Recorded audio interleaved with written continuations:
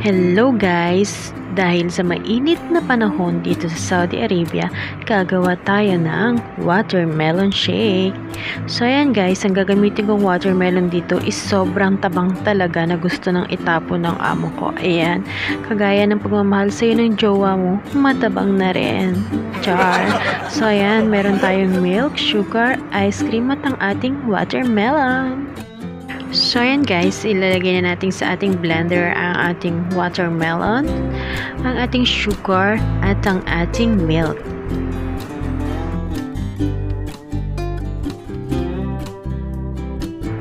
At i-blender na natin.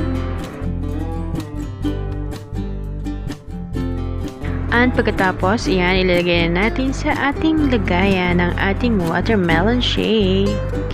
So refreshing talaga para sa napakainit na panahon. At ilagay natin ang ating ice cream sa ibabaw. So ayan guys, and enjoy na natin ang ating watermelon shake. Ayan, so ayan lang guys, and bye bye and thanks.